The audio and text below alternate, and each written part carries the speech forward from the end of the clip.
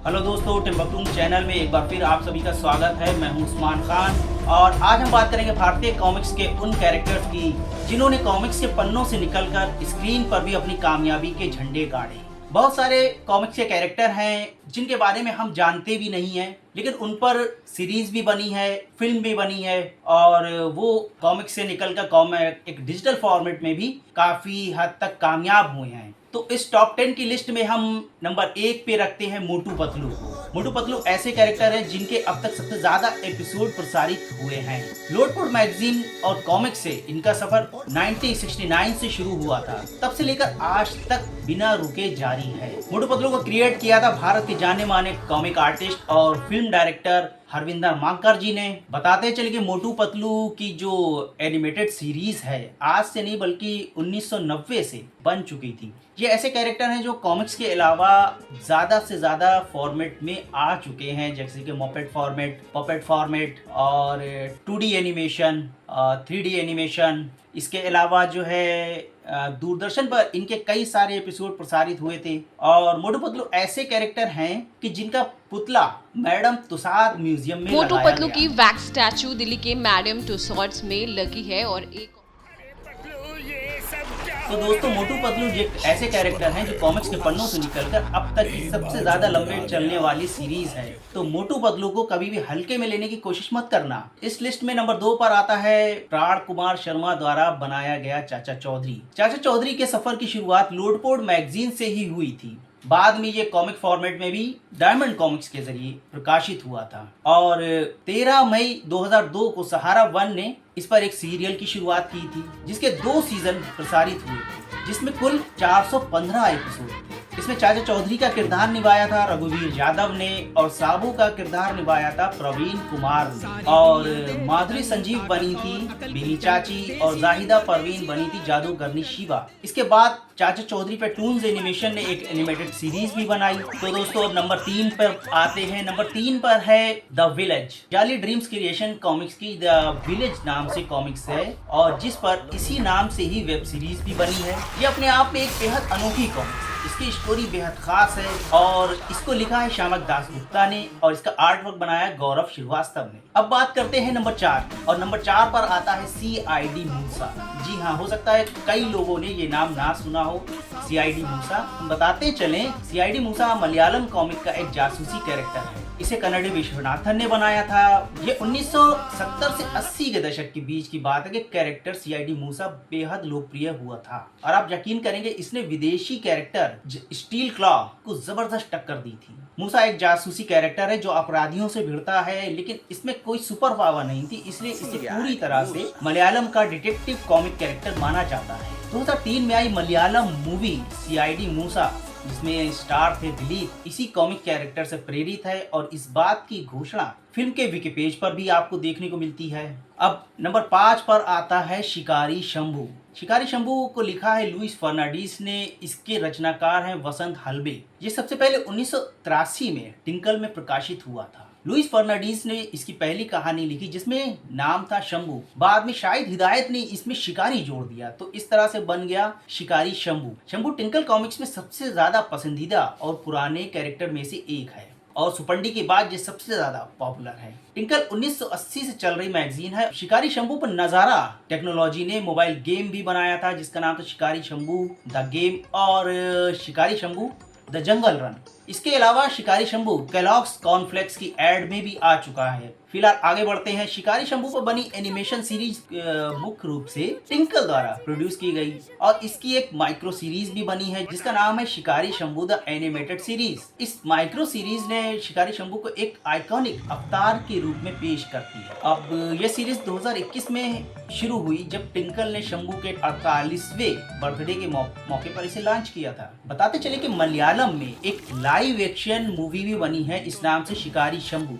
ये 2018 में रिलीज हुई। अब बात करते हैं नंबर 6 की। नंबर 6 पर आता है टिंकल कॉमिक्स का ही एक कैरेक्टर है सुपंडी सुपंडी टिंकल कॉमिक्स का एक फनी कैरेक्टर है। ये 1983 में टिंकल के 27वें अंक में आया था। सुपंडी के साथ मजेदार बात यह है कि इसकी कहानियां त्रिची के पी वरदराजन द्वारा भेजी गई थी। ये टिंकल टीम को इतनी पसंद आई कि उन्होंने सुपंडी को नियमित कैरेक्टर बना दिया। इसके आर्ट को राम वायरकर ने बनाया। राम वायरकर ने फरवरी 2003 तक इसको बनाया और उनके निधन के बाद उनकी बेटी अर्चना अंबारकर ने इसके काम को संभाला हुआ है। और बताते चले कि सुपंडी पर भी एनिमेटेड सीरीज बनी है। साथ ही साथ इसकी माइक्रो सीरीज टिंकल की वेबसाइट पर मौजूद है। अब टॉप 10 की इस सीरीज में 7वें नंबर पर है मलयालम पत्रिका बालारमा का कार्टून कैरेक्टर मायावी। मायावी सबसे पहले बालारमा पत्रिका में, बच्चों की एक पत्रिका है, ये 1984 में आया था। मायावी एक बच्चा है, एक शैतान बच्चा टाइप से है, जिसको डांकनी नाम की चुड़ैल काली शक्तियां प्राप्त करने के लिए कैद कर लेती है। लेकिन राजू और राधा नाम के 2 बच्चे उसको आजाद करा लेते हैं। तब से मायावी उनसे वादा करता है कि कहीं भी अगर कुछ बच्चे परेशानी में होंगे तो मायावी उनकी मदद को आएगा। 23 अगस्त 2010 को मायावी पर 3D एनिमेटेड सीरीज भी बनी, जो कि मनोरमा म्यूजिक द्वारा रिलीज की गई। इसकी कहानियों का कॉन्सेप्ट NM मोहन के थे और जो मूल रूप से कॉमिक्स के निर्माता भी हैं, और मायावी पे फिल्म भी बन चुकी है। नंबर 8 पर है बांग्ला कॉमिक्स कैरेक्टर हांदा भोंदा। हांदा भोंदा को बनाया था बंगाली के कॉमिक्स के पितामह नारायण देवनाथ जी ने। 1962 में ये बंगाली पत्रिका शुकतारा में छपता रहा है। शुरुआत में ये कॉमिक स्ट्रिप थी, बाद में इसकी भी कॉमिक्स आई और 2010 में देवनाथ ने इसकी 2D कार्टून भी बनाई, जिसको 2021 में निकलोडियन पर प्रसारित किया गया है। और बताते चलें कि हांदा बोंदा की सीरीज आपको YouTube पर भी मिल जाएगी। अब बात करते हैं नंबर 9 की। नंबर 9 पर है इंद्रजाल कॉमिक्स का कैरेक्टर बहादुर। इंद्रजाल कॉमिक्स के कैरेक्टर बहादुर को बनाया था 1976 में आबिद सुरती जी ने। इसकी आर्ट को बनाया था गोविंद ब्रह्मनिया ने।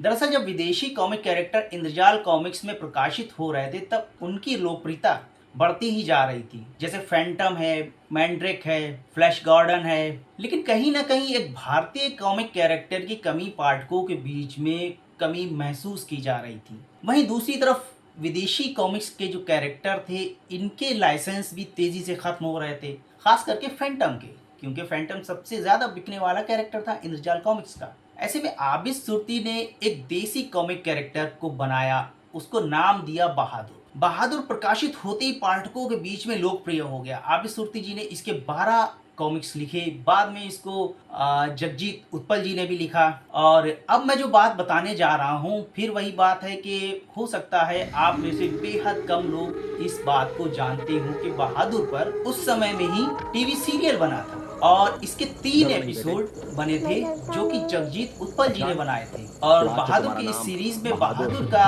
किरदार निभाया था अजय मनकोटिया ने। इसके तीनों एपिसोड आज भी मेरे पास मौजूद है, जिसकी एक झलक आप यहाँ पर भी देख सकते हैं। लेकिन अफसोस की बात है कि उस समय बहादुर के ये एपिसोड रिलीज नहीं हो पाए, वरना आज इस लिस्ट में बहादुर नंबर 1 पर हो, क्योंकि ये बेहद पुराना कैरेक्टर है। अब बात करते हैं नंबर 10 की। नंबर 10 पर आता है हम सबका प्यारा नागराज। नागराज की रचना 1980 में की थी राजकुमार गुप्ता जी ने, और इसकी पहली कॉमिक्स नागराज को लिखा था परशुराम शर्मा ने और इसको चित्रित किया था प्रताप मुलिक ने। बाद में समय समय पे कई सारे आर्टिस्ट आए और उन्होंने भी नागराज पर काम किया, जैसे कि संजय अष्टपुत्र जी ने किया और चंदू ने किया, और भी कई सारे बाद में आर्टिस्ट आए जिन्होंने नागराज पर काम किया। नागराज जब कॉमिक्स की दुनिया में आया तो एकदम से छा गया। जिस फैंटेसी कैरेक्टर की तलाश पाठकों को थी, वो अब पूरी हो रही। 1997 में नागराज पर एक टीवी सीरियल की घोषणा हुई थी, जिसके कुछ एपिसोड आज भी यूट्यूब पर मौजूद हैं। लेकिन अफसोस ये सीरियल कभी टेलीकास्ट नहीं हो सका। और अगर ये सीरियल उस समय रिलीज हो जाता, क्योंकि उस समय शक्तिमान का दौर था और शक्तिमान देखा जा रहा था घर घर बच्चों के बीच में, तो अगर ये सीरियल उस समय रिलीज होता तो एक बड़ा, जिसको बोलते हैं मील का पत्थर, साबित हो सकता था। इसके बाद राज कॉमिक्स ने अपने इन हाउस प्रोडक्शन हाउस आर्टून्स के जरिए इसकी एनिमेशन सीरीज भी बनाई। ये 2D एनिमेशन सीरीज थी जिसका नाम था नागराज और जादूगर शाकुरा। लेकिन एक बार फिर ये कहीं अटक गई और कभी टेलीकास्ट नहीं हो सकी। हालांकि यूट्यूब में आज भी मौजूद है, लेकिन उस टाइम पर ऑफिशियली कहीं भी टेलीकास्ट आज तक नहीं हुई। वैसे कि बताते चले कि नागराज और बहादुर मेरी नज़र में दोनों एक ही पोजीशन पर हैं। दोनों पर ही सीरियल बने, दोनों के 3 एपिसोड बने, दोनों के ही सीरियल रिलीज नहीं हो सके। लेकिन बहादुर के लिए पहले कोशिश की गई तो बहादुर एक पायदान नागराज के ऊपर है। इसके बाद भी कई सारी घोषणाएं हुई, जैसे कि डोगा, सुना था कि अनुराग कश्यप डोगा बनाएंगे, और ध्रुव को लेकर भी घोषणाएं हुई, और आदमखोर हत्यारा कॉमिक्स पर भी कुछ एपिसोड बने। तो ये थी फिलहाल टॉप 10 भारतीय कॉमिक्स कैरेक्टर की लिस्ट, जो कि कॉमिक्स के पन्नों से निकलकर स्क्रीन तक आए और बेहद कामयाब रहे। अगर आपको हमारी ये कोशिश पसंद आई हो तो आप लोग चैनल को लाइक करें, सब्सक्राइब करें, शेयर करें। तब तक के लिए जय हिंद।